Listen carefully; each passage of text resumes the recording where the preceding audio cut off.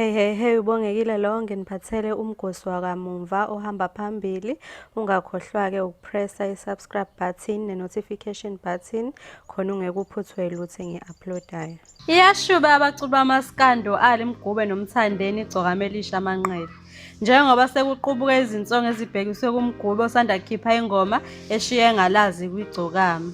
Le ngoma kaMgube ethi Satanism ikwi-albhamu yeqembu lakhe ama-SAPS ethi Ivezi. Kuyona uthi igcokama liqhosha ngemali ye-third party, abanye abatolika ngokuthi ukubhekise kunina wegcokama njengoba ehamba ngesihlalo esinamasondo emuva ukulimala engozini yemoto. Uphinde athi Langalimbe wavakasha kubo kwegcokama waphekelwa uphutho lomile nethini likabhontshisi. Ushayele isipikili sokugcina ngokuthi igcokama linomphambili omncane bayakhala besifazane.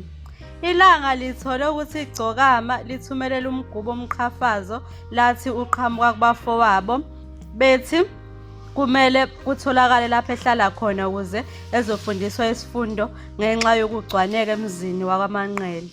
Libuzwa igcokama ngalezi zinsongo okuthiwa zibhekiswe kuMgube lithe impela limthumelele umqhafazo ngenhloso yokumxwayisa. Ibandla lakithi liyamfuna impela ngesibhaxu futhi liyoze limgojele. Kodwa-ke mina angisiyona ingxenye yalokho. Ngizamile ukubakhuza abafowethu ngoba lento kayizukuphela kahle.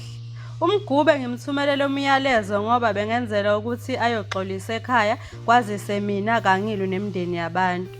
Uma ethi wafika ekhaya kusokolwa yonke leyo nto kayinasidingo.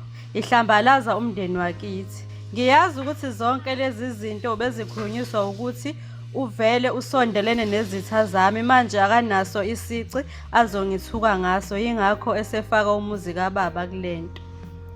Bengifuna athathe amagxathu ngoba uxhaphazile umuzi wakithi kusho igcokama.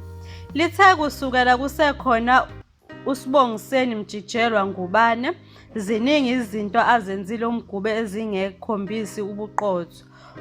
uMgube uthi lolu zungu aboshelwa lona lubukeka luzoqhatha abantu. Kangizange ngize ngiphambuke ngokuphoxa kwami igcokama.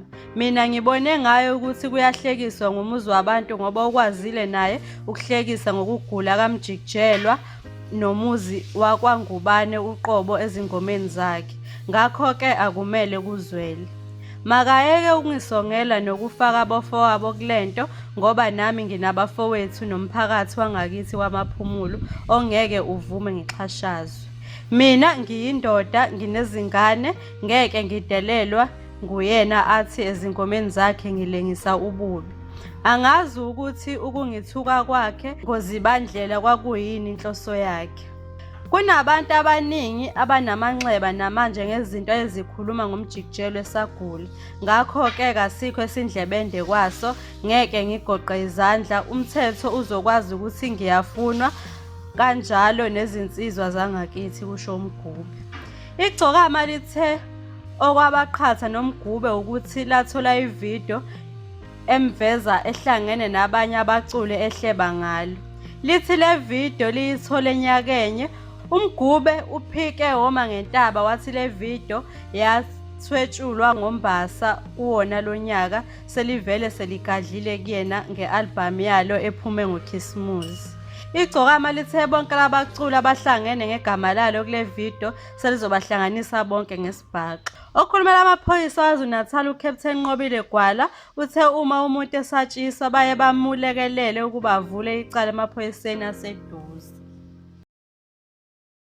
Thank you so much for watching. I hope you did enjoy the video. If you did, please press the subscribe button and the notification bell so you won't miss a thing. Till we meet again. Bye.